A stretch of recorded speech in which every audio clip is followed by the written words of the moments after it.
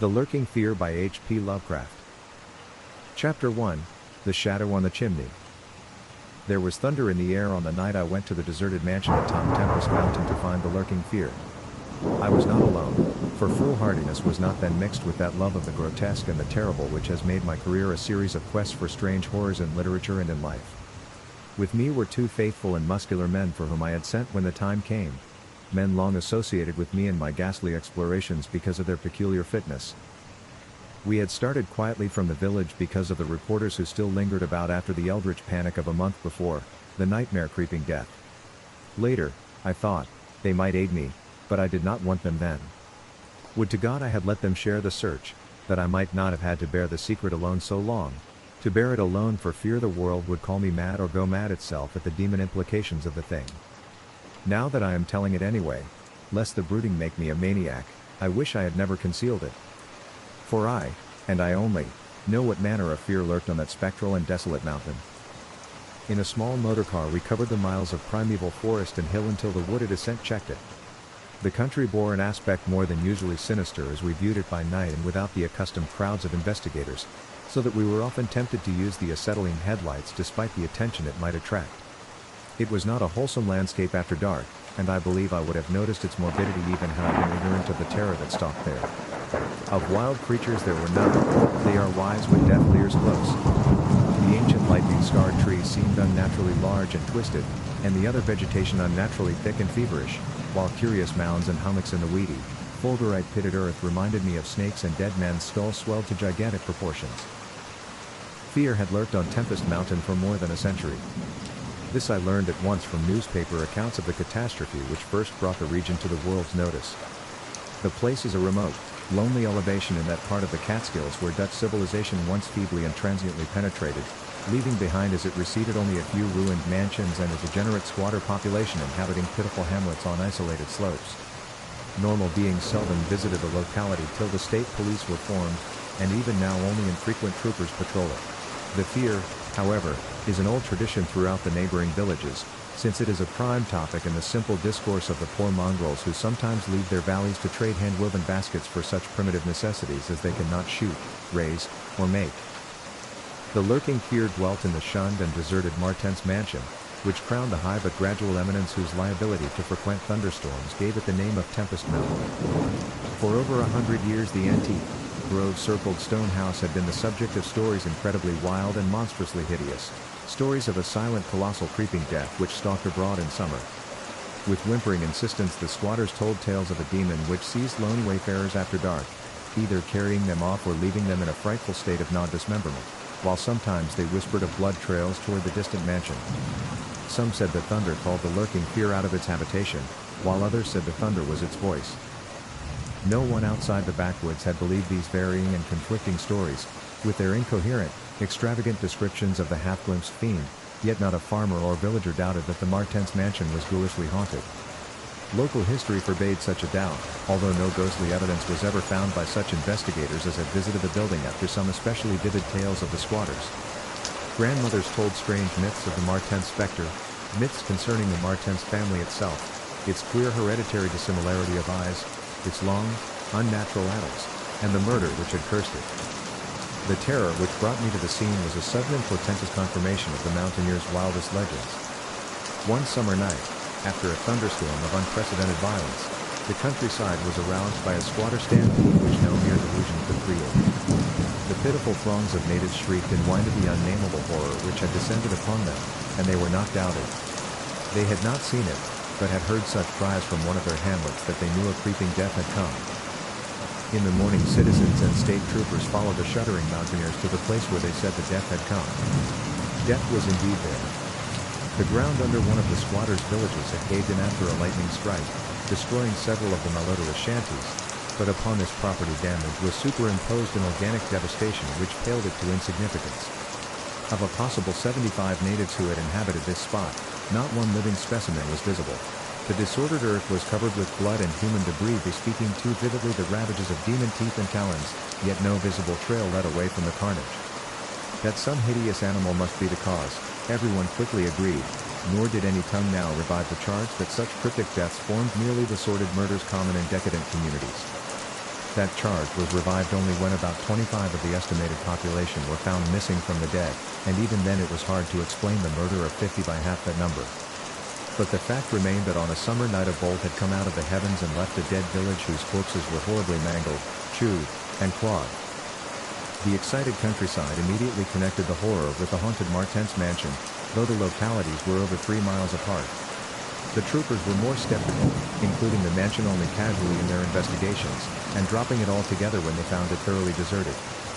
Country and village people, however, canvassed the place with infinite care, overturning everything in the house, sounding ponds and brooks, beating down bushes, and ransacking the nearby forests. All was in vain. The death that had come had left no trace save destruction itself. By the second day of the search the affair was fully treated by the newspapers, whose reporters overran Tempest Mountain. They described it in much detail, and with many interviews to elucidate the horror's history as told by local grandams. I followed the accounts languidly at first, for I am a connoisseur in horrors, but after a week I detected an atmosphere which stirred me oddly, so that on August 5, 1921, I registered among the reporters who crowded the hotel at Lefferts Corners, nearest village to Tempest Mountain and acknowledged headquarters of the searchers. 3 weeks more, and the dispersal of the reporters left me free to begin a terrible exploration based on the minute inquiries and surveying with which I had meanwhile busied myself. So on this summer night, while distant thunder rumbled, I left the silent motor car and tramped with 2 armed companions up the mound-covered reaches of Tempest Mountain, casting the beams of an electric torch on the spectral gray walls that began to appear through the giant oaks ahead. In this morbid night solitude and feeble shifting illumination, the vast box-like pile displayed obscure hints of terror which day could not uncover, yet I did not hesitate, since I had come with fierce resolution to test an idea. I believed that the thunder called the death demon out of some fearsome secret place, and be that demon solid entity or vaporous pestilence, I meant to see it. I had thoroughly searched the ruin before, hence knew my plan well, choosing as the seat of my vigil the old room of Jan Martense, whose murder loomed so great in the rural legends. I felt subtly that the apartment of this ancient victim was best for my purposes. The chamber, measuring about 20 feet square, contained like the other rooms some rubbish which had once been furniture. It lay on the second story, on the southeast corner of the house, and had an immense east window and narrow south window, both devoid of panes or shutters. Opposite the large window was an enormous Dutch fireplace with scriptural tiles representing the prodigal son, and opposite the narrow window was a spacious bed built into the wall. As the tree-muffled thunder grew louder, I arranged my plan's details. First I fastened side by side on the ledge of the large window 3 rope ladders which I had brought with me. I knew they reached a suitable spot on the grass outside, for I had tested them. Then the 3 of us dragged from another room a wide 4-poster bedstead, crowding it laterally against the window. Having strewn it with fir boughs, all now rested on it with drawn automatics, 2 relaxing while the 3rd watched. From whatever direction the demon might come, our potential escape was provided. If it came from within the house, we had the window ladders, if from outside, the door and the stairs. We did not think, judging from precedent, that it would pursue us far even at worst. I watched from midnight to 1 o'clock, when in spite of the sinister house, the unprotected window, and the approaching thunder and lightning, I felt singularly drowsy. I was between my 2 companions. George Bennett being toward the window and William Toby toward the fireplace. Bennett was asleep, having apparently felt the same anomalous drowsiness which affected me, so I designated Toby for the next watch although even he was nodding. It is curious how intently I had been watching that fireplace. The increasing thunder must have affected my dreams, for in the brief time I slept there came to me apocalyptic visions. Once I partly awake, probably because the sleeper toward the window had restlessly flung an arm across my chest. I was not sufficiently awake to see whether Toby was attending to his duties as sentinel, but felt a distinct anxiety on that score. Never before had the presence of evil so poignantly oppressed me. Later I must have dropped asleep again, for it was out of a phantasmal chaos that my mind leapt when the night grew hideous with shrieks beyond anything in my former experience or imagination. In that shrieking the inmost soul of human fear and agony clawed hopelessly and insanely at the ebony gates of oblivion. I awoke to red madness and the mockery of diabolism, as farther and farther down inconceivable vistas that phobic and crystalline anguish retreated and reverberated. There was no light, but I knew from the empty space at my right that Toby was gone, God alone knew whither. Across my chest still lay the heavy arm of the sleeper at my left. Then came the devastating stroke of lightning which shook the whole mountain, lit the darkest crypts of the hoary grove, and Splinter the patriarch of the twisted trees. In the demon flash of a monstrous fireball, the sleeper started up suddenly, while the glare from beyond the window threw his shadow vividly upon the chimney above the fireplace from which my eyes had never strayed. That I am still alive and sane is a marvel I cannot fathom. I cannot fathom it, for the shadow on that chimney was not that of George Bennett or of any other human creature, but a blasphemous abnormality from hell's nethermost craters, a nameless, shapeless abomination which no mind could fully grasp and no pen even partly describe. In another second I was alone in the accursed mansion, shivering and gibbering. George Bennett and William Toby had left no trace, not even of a struggle. They were never heard of again. Chapter 2, A Passer in the Storm. For days after that hideous experience in the forest-swathed mansion, I lay nervously exhausted in my hotel room at Lefferts Corners. I do not remember exactly how I managed to reach the motor car, start it, and slip unobserved back to the village, for I retain no distinct impression save of wild-armed titan trees, demoniac mutterings of thunder, and Coronian shadows athwart the low mounds that dotted and streaked the region. As I shivered and brooded on the casting of that brain-blasting shadow, I knew that I had at last pried out one of Earth's supreme horrors, one of those nameless flights of outer voids whose faint demon scratchings we sometimes hear on the farthest rim of space, yet from which our own finite vision has given us a merciful immunity. The shadow I had seen, I hardly dared to analyze or identify. Something had lain between me and the window that night, but I shuddered whenever I could not cast off the instinct to classify it. If it had only snarled, or bayed, or laughed titteringly, even that would have relieved the abysmal hideousness. But it was so silent.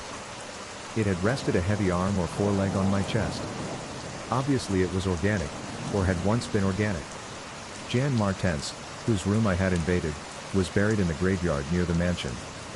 I must find Bennett and Toby, if they lived. Why had it picked them, and left me for the last? Drowsiness is so stifling, and dreams are so horrible. In a short time I realized that I must tell my story to someone or break down completely. I had already decided not to abandon the quest for the lurking fear, for in my rash ignorance it seemed to me that uncertainty was worse than enlightenment, however terrible the latter might prove to be. Accordingly I revolved in my mind the best course to pursue, whom to select for my confidences, and how to track down the thing which had obliterated two men and cast a nightmare shadow. My chief acquaintances at Lefferts Corners had been the affable reporters, of whom several still remained to collect final echoes of the tragedy. It was from these that I determined to choose a colleague, and the more I reflected the more my preference inclined toward one Arthur Monroe, a dark, lean man of about 35, whose education, taste, intelligence, and temperament all seemed to mark him as one not bound to conventional ideas and experiences. On an afternoon in early September Arthur Monroe listened to my story. I saw from the beginning that he was both interested and sympathetic, and when I had finished he analyzed and discussed the thing with the greatest shrewdness and judgment. His advice, moreover, was eminently practical, for he recommended a postponement of operations at the Martense mansion until we might become fortified with more detailed historical and geographical data. On his initiative we combed the countryside for information regarding the terrible Martense family, and discovered a man who possessed a marvelously illuminating ancestral diary. We also talked at length with such of the mountain mongrels as had not fled from the terror and confusion to remoter slopes, and arranged to proceed our culminating task, the exhaustive and definitive examination of the mansion in the light of its detailed history, with an equally exhaustive and definitive examination of spots associated with the various tragedies of squatter legend. The results of this examination were not at first very enlightening, though our tabulation of them seemed to reveal a fairly significant trend, namely, that the number of reported horrors was by far the greatest in areas either comparatively near the avoided house or connected with it by stretches of the morbidly overnourished forest. There were, it is true, exceptions.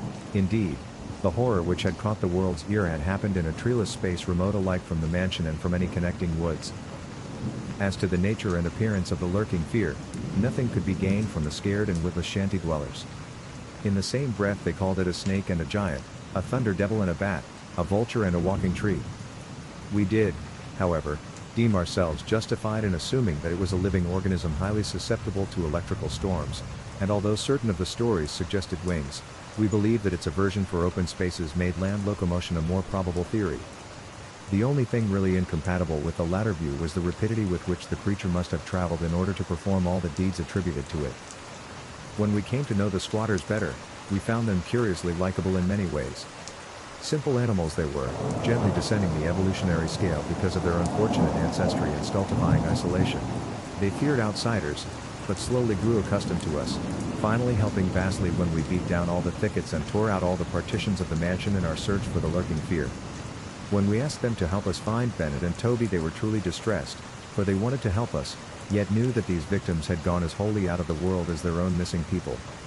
That great numbers of them had actually been killed and removed, just as the wild animals had long been exterminated. We were of course thoroughly convinced, and we waited apprehensively for further tragedies to occur. By the middle of October we were puzzled by our lack of progress. Owing to the clear nights, no demoniac aggressions had taken place, and the completeness of our vain searches of house and country almost drove us to regard the lurking fear as a non-material agency. We feared that the cold weather would come on and halt our explorations, for all agreed that the demon was generally quiet in winter. Thus there was a kind of haste and desperation in our last daylight canvass of the horror-visited hamlet, a hamlet now deserted because of the squatters' fears. The ill-fated squatter hamlet had borne no name, but had long stood in a sheltered though treeless cleft between two elevations called respectively Cone Mountain and Maple Hill. It was closer to Maple Hill than to Cone Mountain, some of the crude abodes indeed being dugouts on the side of the former eminence. Geographically it lay about 2 miles northwest of the base of Tempest Mountain, and 3 miles from the oak-girt mansion.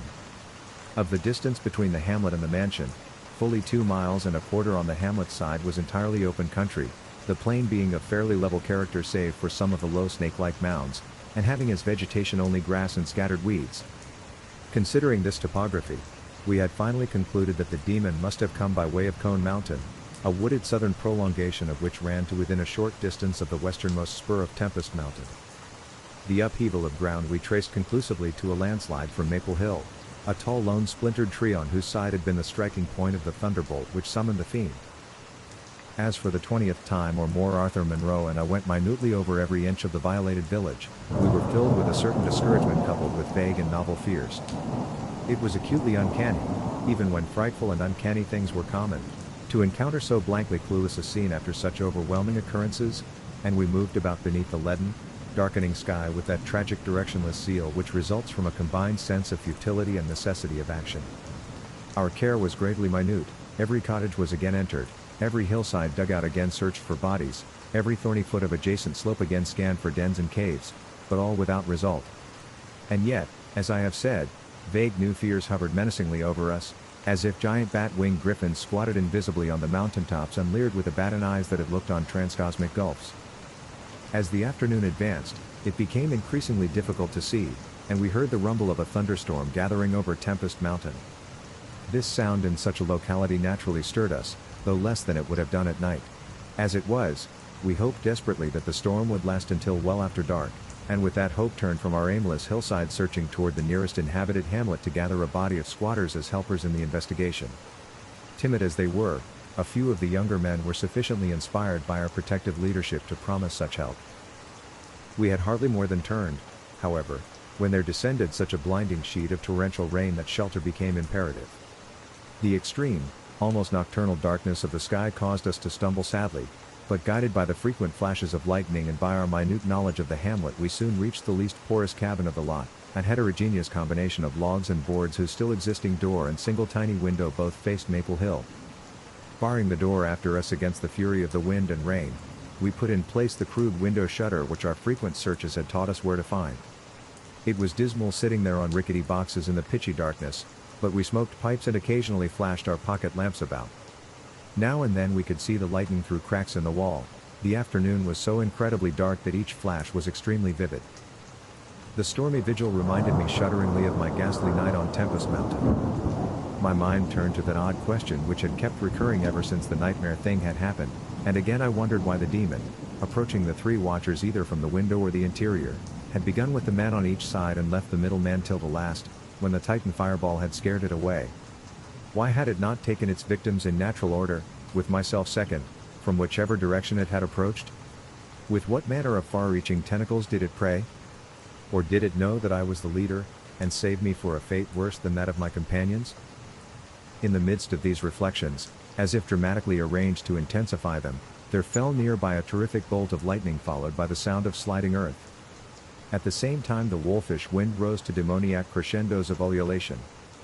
We were sure that the lone tree on Maple Hill had been struck again, and Monroe rose from his box and went to the tiny window to ascertain the damage. When he took down the shutter, the wind and rain howled deafeningly in, so that I could not hear what he said, but I waited while he leaned out and tried to fathom nature's pandemonium. Gradually a calming of the wind and dispersal of the unusual darkness told of the storm's passing. I had hoped it would last into the night to help our quest, but a furtive sunbeam from a knothole behind me removed the likelihood of such a thing. Suggesting to Monroe that we had better get some light even if more showers came, I unbarred and opened the crude door. The ground outside was a singular mass of mud and pools, with fresh heaps of earth from the slight landslide, but I saw nothing to justify the interest which kept my companion silently leaning out the window. Crossing to where he leaned, I touched his shoulder, but he did not move. Then, as I playfully shook him and turned him around, I felt the strangling tendrils of a cancerous horror whose roots reached into illimitable pasts and fathomless abysms of the night that broods beyond time. For Arthur Monroe was dead. And on what remained of his chewed and gouged head there was no longer a face. Chapter 3: What the Red Glare Meant. On the tempest-racked night of November 8, 1921, with a lantern which cast charnel shadows, I stood digging alone and idiotically in the grave of Jan Martense. I had begun to dig in the afternoon, because a thunderstorm was brewing, and now that it was dark and the storm had burst above the maniacally thick foliage, I was glad. I believe that my mind was partly unhinged by events since August 5th, the demon shadow in the mansion, the general strain and disappointment, and the thing that occurred at the hamlet in an October storm. After that thing I had dug a grave for one whose death I could not understand. I knew that others could not understand either, so let them think Arthur Monroe had wandered away. They searched, but found nothing. The squatters might have understood, but I dared not frighten them more. I myself seemed strangely callous. That shock at the mansion had done something to my brain, and I could think only of the quest for a horror now grown to cataclysmic stature in my imagination, a quest which the fate of Arthur Monroe made me vow to keep silent and solitary. The scene of my excavations would alone have been enough to unnerve any ordinary man. Baleful primal trees of unholy size, age, and grotesqueness leered above me like the pillars of some hellish druidic temple, muffling the thunder, hushing the clawing wind, and admitting but little rain. Beyond the scarred trunks in the background, illumined by faint flashes of filtered lightning, rose the damp ivied stones of the deserted mansion, while somewhat nearer was the abandoned Dutch garden whose walks and beds were polluted by a white, fungus, fetid, overnourished vegetation that never saw full daylight. And nearest of all was the graveyard, where deformed trees tossed insane branches as their roots displaced unhallowed slabs and sucked venom from what lay below. Now and then, beneath the brown pall of leaves that rotted and festered in the antediluvian forest darkness, I could trace the sinister outlines of some of these low mounds which characterized the lightning-pierced region. History had led me to this archaic grave. History, indeed, was all I had after everything else ended in mocking Satanism. I now believed that the lurking fear was no material thing, but a wolf-fanged ghost that rode the midnight lightning. And I believed, because of the masses of local tradition I had unearthed in my search with Arthur Monroe, that the ghost was that of Jan Martense, who died in 1762. That is why I was digging idiotically in his grave. The Martense mansion was built in 1670 by Gerrit Martense, a wealthy New Amsterdam merchant who disliked the changing order under British rule, and had constructed this magnificent domicile on a remote woodland summit whose untrodden solitude and unusual scenery pleased him. The only substantial disappointment encountered in this site was that which concerned the prevalence of violent thunderstorms in summer. When selecting the hill and building his mansion, Mynheer Martense had laid these frequent natural outbursts to some peculiarity of the year, but in time he perceived that the locality was especially liable to such phenomena. At length, having found these storms injurious to his head, he fitted up a cellar into which he could retreat from their wildest pandemonium. Of Gerrit Martense's descendants less is known than of himself, since they were all reared in hatred of the English civilization, and trained to shun such of the colonists as accepted it. Their life was exceedingly secluded, and people declared that their isolation had made them heavy of speech and comprehension. In appearance all were marked by a peculiar inherited dissimilarity of eyes, one generally being blue and the other brown. Their social contacts grew fewer and fewer, till at last they took to intermarrying with the numerous menial class about the estate. Many of the crowded family degenerated, moved across the valley, and merged with the mongrel population which was later to produce the pitiful squatters. The rest had stuck sullenly to their ancestral mansion, becoming more and more clannish and taciturn, yet developing a nervous responsiveness to the frequent thunderstorms. Most of this information reached the outside world through young Jan Martense, who from some kind of restlessness joined the colonial army when news of the Albany Convention reached Tempest Mountain. He was the first of Garrett's descendants to see much of the world, and when he returned in 1760, after 6 years of campaigning, he was hated as an outsider by his father, uncles, and brothers, in spite of his dissimilar Martense eyes. No longer could he share the peculiarities and prejudices of the Martenses, while the very mountain thunderstorms failed to intoxicate him as they had before. Instead, his surroundings depressed him, and he frequently wrote to a friend in Albany of plans to leave the paternal roof. In the spring of 1763, Jonathan Gifford, the Albany friend of Jan Martense, became worried by his correspondent's silence, especially in view of the conditions and quarrels at the Martense mansion. Determined to visit Jan in person, he went into the mountains on horseback. His diary states that he reached Tempest Mountain on September 20th, finding the mansion in great decrepitude. The sullen, odd-eyed Martenses, whose unclean animal aspect shocked him, told him in broken gutturals that Jan was dead. He had, they insisted, been struck by lightning the autumn before, and now lay buried behind the neglected sunken gardens. They showed the visitor the grave, barren and devoid of markers. Something in the Martenses' manner gave Gifford a feeling of repulsion and suspicion, and a week later he returned with spade and mattock to explore the sepulchral spot. He found what he expected, a skull crushed cruelly as if by savage blows, so returning to Albany he openly charged the Martenses with the murder of their kinsman. Legal evidence was lacking, but the story spread rapidly around the countryside, and from that time the Martenses were ostracized by the world. No one would deal with them, and their distant manor was shunned as an accursed place.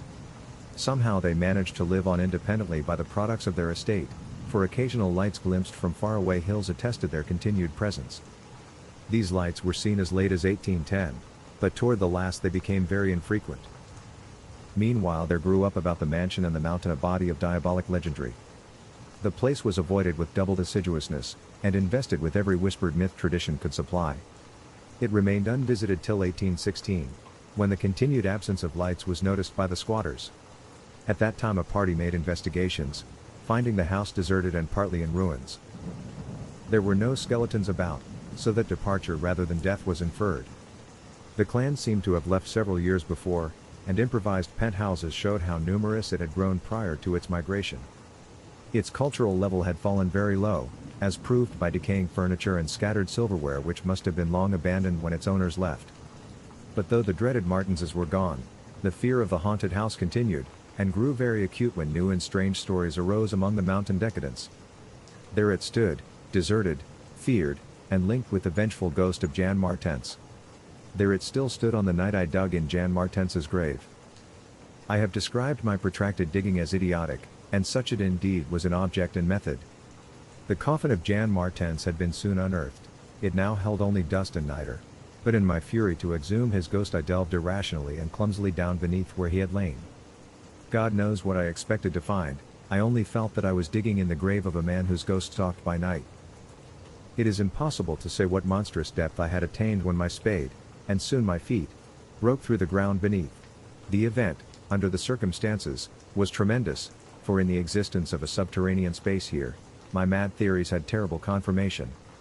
My slight fall had extinguished the lantern, but I produced an electric pocket lamp and viewed the small horizontal tunnel which led away indefinitely in both directions. It was amply large for a man to wriggle through, and though no sane person would have tried it at that time, I forgot danger, reason, and cleanliness in my single-minded fever to unearth the lurking fear. Choosing the direction toward the house, I scrambled recklessly into the narrow burrow, squirming ahead blindly and rapidly, and flashing but seldom the lamp I kept before me. What language can describe the spectacle of a man lost in infinitely abysmal earth, pawing, twisting, wheezing, scrambling madly through sunken convolutions of immemorial blackness without an idea of time, safety, direction, or definite object?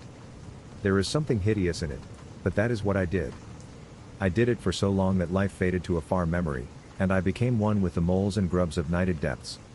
Indeed, it was only by accident that after interminable writhings I jarred my forgotten electric lamp alight, so that it shone eerily along the burrow of caked loam that stretched and curved ahead. I had been scrambling in this way for some time, so that my battery had burned very low, when the passage suddenly inclined sharply upward, altering my mode of progress. And as I raised my glance, it was without preparation that I saw glistening in the distance two demoniac reflections of my expiring lamp, two reflections glowing with a baneful and unmistakable effulgence, and provoking maddeningly nebulous memories. I stopped automatically, though lacking the brain to retreat. The eyes approached, yet of the thing that bore them I could distinguish only a claw. But what a claw! Then far overhead I heard a faint crashing which I recognized. It was the wild thunder of the mountain, raised to hysteric fury. I must have been crawling upward for some time, so that the surface was now quite near. And as the muffled thunder clattered, those eyes still stared with vacuous viciousness. Thank God I did not then know what it was, else I should have died. But I was saved by the very thunder that had summoned it, for after a hideous wait there burst from the unseen outside sky one of those frequent mountainward bolts whose aftermath I had noticed here and there as gashes of disturbed earth and fulgurites of various sizes. With cyclopean rage it tore through the soil above that damnable pit, blinding and deafening me, yet not wholly reducing me to a coma. In the chaos of sliding, shifting earth I clawed and floundered helplessly till the rain on my head steadied me and I saw that I had come to the surface in a familiar spot, a steep unforested place on the southwest slope of the mountain. Recurrent sheet lightnings illumined the tumbled ground and the remains of the curious low hummock which had stretched down from the wooded higher slope, but there was nothing in the chaos to show my place of egress from the lethal catacomb. My brain was as great a chaos as the earth, and as a distant red glare burst on the landscape from the south I hardly realized the horror I had been through. But when 2 days later the squatters told me what the red glare meant, I felt more horror than that which the mold burrow and the claw and eyes had given, more horror because of the overwhelming implications. In a hamlet 20 miles away an orgy of fear had followed the bolt which brought me above ground, and a nameless thing had dropped from an overhanging tree into a weak-roofed cabin. It had done a deed, but the squatters had fired the cabin in frenzy before it could escape. It had been doing that deed at the very moment the earth caved in on the thing with the claw and eyes. Chapter 4, The Horror in the Eyes. There can be nothing normal in the mind of one who, knowing what I knew of the horrors of Tempest Mountain, would seek alone for the fear that lurked there. That at least 2 of the fear's embodiments were destroyed, formed but a slight guarantee of mental and physical safety in this acheron of multiform diabolism, yet I continued my quest with even greater zeal as events and revelations became more monstrous. When, 2 days after my frightful crawl through the crypt of the eyes and claw, I learned that a thing had malignly hovered 20 miles away at the same instant the eyes were glaring at me, I experienced virtual convulsions of fright. But that fright was so mixed with wonder and alluring grotesqueness that it was almost a pleasant sensation. Sometimes, in the throes of a nightmare when unseen powers whirl one over the roofs of strange dead cities toward the grinning chasm of niche, it is a relief and even a delight to shriek wildly and throw oneself voluntarily along with the hideous vortex of dream doom down into whatever bottomless gulf may yawn. And so it was with the waking nightmare of Tempest Mountain. The discovery that 2 monsters had haunted the spot gave me ultimately a mad craving to plunge into the very earth of the accursed region, and with bare hands dig out the death that leered from every inch of the poisonous soil. As soon as possible I visited the grave of Jan Martense and dug vainly where I had dug before. Some extensive cave-in had obliterated all trace of the underground passage, while the rain had washed so much earth back into the excavation that I could not tell how deeply I had dug that other day. I likewise made a difficult trip to the distant hamlet where the death creature had been burnt, and was little repaid for my trouble. In the ashes of the fateful cabin I found several bones, but apparently none of the monsters. The squatters said the thing had only one victim, but in this I judged them inaccurate, since besides the complete skull of a human being, there was another bony fragment which seemed certainly to have belonged to a human skull at some time. Though the rapid drop of the monster had been seen, no one could say just what the creature was like. Those who had glimpsed it called it simply a devil. Examining the great tree where it had lurked, I could discern no distinctive marks. I tried to find some trail into the black forest, but on this occasion could not stand the sight of those morbidly large boles, or of those vast serpent-like roots that twisted so malevolently before they sank into the earth. My next step was to re-examine with microscopic care the deserted hamlet where death had come most abundantly, and where Arthur Monroe had seen something he never lived to describe. Though my vain previous searches had been exceedingly minute, I now had new data to test, for my horrible grave crawl convinced me that at least one of the phases of the monstrosity had been an underground creature. This time, on the 14th of November, my quest concerned itself mostly with the slopes of Cone Mountain and Maple Hill where they overlook the unfortunate hamlet, and I gave particular attention to the loose earth of the landslide region on the latter eminence. The afternoon of my search brought nothing to light, and dusk came as I stood on Maple Hill looking down at the hamlet and across the valley to Tempest Mountain.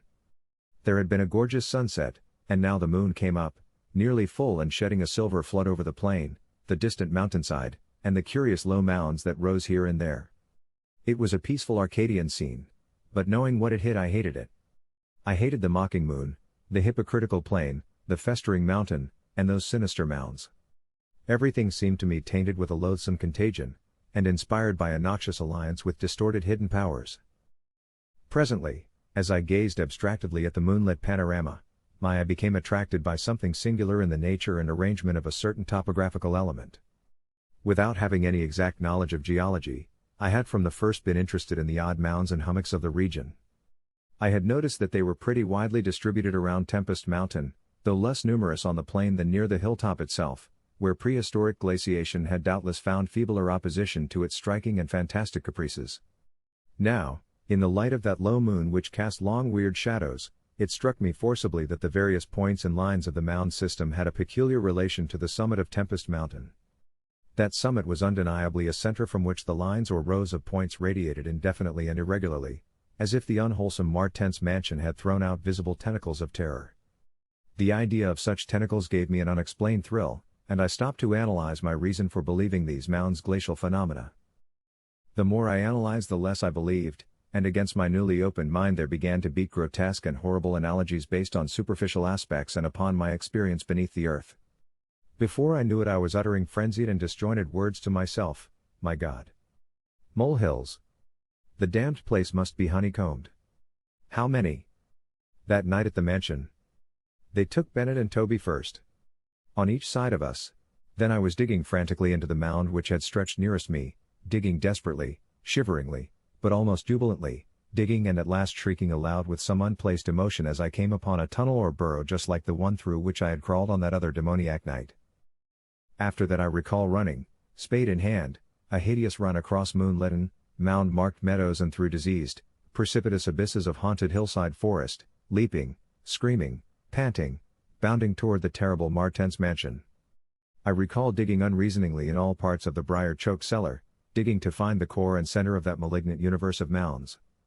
And then I recall how I laughed when I stumbled on the passageway, the hole at the base of the old chimney, where the thick weeds grew and cast queer shadows in the light of the lone candle I had happened to have with me. What still remained down in that hell hive, lurking and waiting for the thunder to arouse it, I did not know. 2 had been killed, perhaps that had finished it.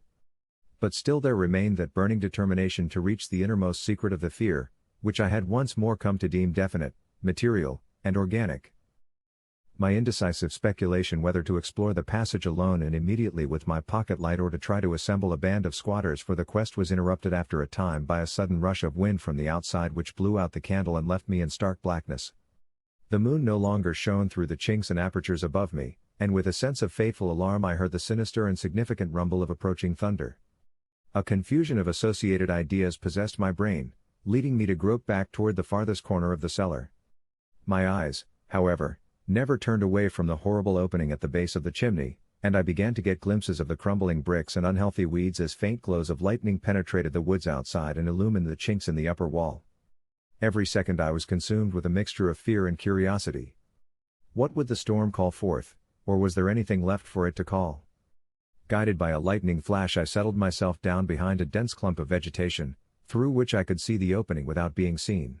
If heaven is merciful, it will some day efface from my consciousness the sight that I saw, and let me live my last years in peace. I cannot sleep at night now, and have to take opiates when it thunders. The thing came abruptly and unannounced, a demon, rat-like scurrying from pits remote and unimaginable, a hellish panting and stifled grunting, and then from that opening beneath the chimney a burst of multitudinous and leprous life, a loathsome night-spawned flood of organic corruption more devastatingly hideous than the blackest conjurations of mortal madness and morbidity. Seething, stewing, surging, bubbling like serpent slime it rolled up and out of that yawning hole, spreading like a septic contagion and streaming from the cellar at every point of egress, streaming out to scatter through the accursed midnight forests and strew fear, madness, and death. God knows how many there were, there must have been thousands. To see the stream of them in that faint, intermittent lightning was shocking. When they had thinned out enough to be glimpsed as separate organisms, I saw that they were dwarfed, deformed hairy devils or apes, monstrous and diabolic caricatures of the monkey tribe. They were so hideously silent, There was hardly a squeal when one of the last stragglers turned with the skill of long practice to make a meal in accustomed fashion on a weaker companion. Others snapped up what it left and ate with slavering relish. Then, in spite of my days of fright and disgust, my morbid curiosity triumphed, and as the last of the monstrosities oozed up alone from that nether world of unknown nightmare, I drew my automatic pistol and shot it under cover of the thunder. Shrieking, slithering, torrential shadows of red viscous madness chasing one another through endless, insanguine corridors of purple fulgurous sky. Formless phantasms and kaleidoscopic mutations of a ghoulish, remembered scene, forests of monstrous overnourished oaks with serpent roots twisting and sucking unnameable juices from an earth verminous with millions of cannibal devils, mound-like tentacles groping from underground nuclei of polypus perversion. Insane lightning over malignant ivied walls and demon arcades choked with fungus vegetation. Heaven be thanked for the instinct which led me unconscious to places where men dwell, to the peaceful village that slept under the calm stars of clearing skies.